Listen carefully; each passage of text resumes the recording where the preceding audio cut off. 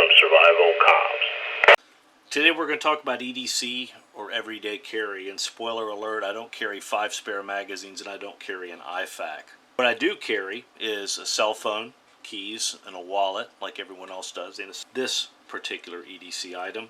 We have the pouch here, which I've made out of leather, and I've had this thing for a considerable length of time, but at the center of it we have a Leatherman Wave. And this is an older one, and I've been carrying this for years, and I see no reason to change it because I've been very happy with it. Here we have our standard blunt-ended knife blade, which has a serrated edge. We have our pointed end knife blade on this side that has a straight edge. We have a diamond file and a conventional file on this side, and we have a small saw blade. And when we open up our wave tool here, again, this is an older one, so we don't have the replaceable cutters for our wire cutter. We have our plier and our needle nose plier. On this side we have a large slotted screwdriver, a can opener and bottle opener, a Phillips screwdriver, and on the opposite side we have three different sizes of slotted screwdriver bits and a scissor. On the left hand side of the pouch I have a ferrocerium rod, no great deal here. And it's just got duct tape on it and a little shock cord loop. It's also sized if I want to put a writing utensil in there, such as a pen or a pencil, I can do so. And on the right side of the pouch I have my little hand light, which is the Lumintop Tool AA, which I've been very happy with this hand light here. Rather than regurgitate what you can read for yourself to save time, and you can freeze the video and you can see the specifications of this light right here and have most of your questions answered. Put our light on.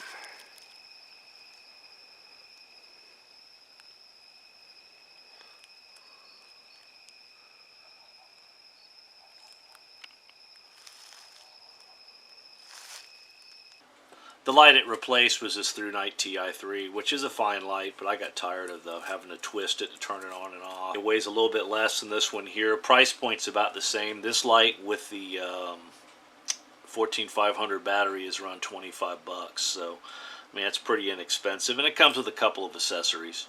These are the included accessories with the flashlight. I bought it with the battery, and you can see the battery's got a little charging port on top of it. Yes, it is somewhat inconvenient to have to remove the cell from the flashlight in order to facilitate recharging. However, not having to have any additional recharging equipment for the flashlight, and also allowing full interoperation of the light with a standard AA battery, is well worth it in my opinion. Then we also have a silicone rubber diffuser that we place on the end of the light, and this allows us to be useful for area illumination applications and signaling. On this picnic table here, we've got our light on, and we're going to go ahead and put the diffuser on it, and you can see how efficient that works when you're outside. It's kind of hard to tell inside. And this is our hand light with the diffuser on it in strobe mode. And then we have a magnetic base tail cap.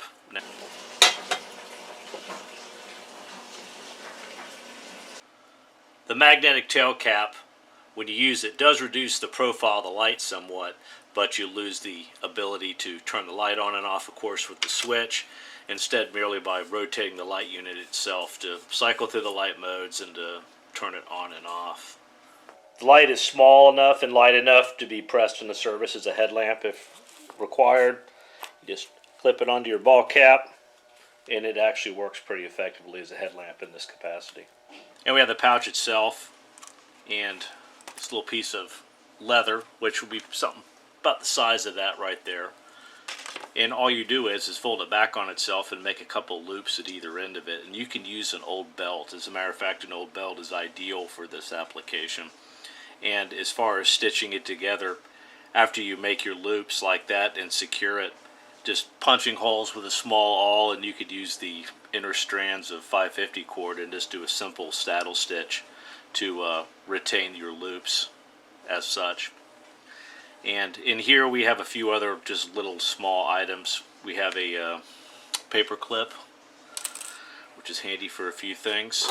I do have a sewing needle. It's not exactly a sail needle, but a sewing needle retained in here under the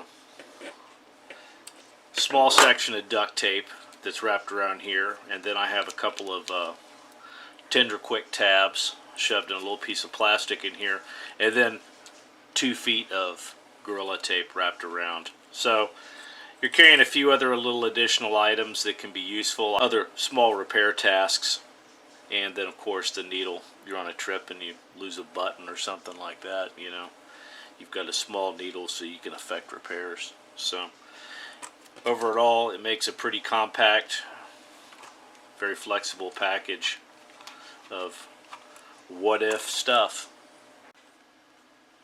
I hope this helps. This is Brett from Survivalcomms. Till next time.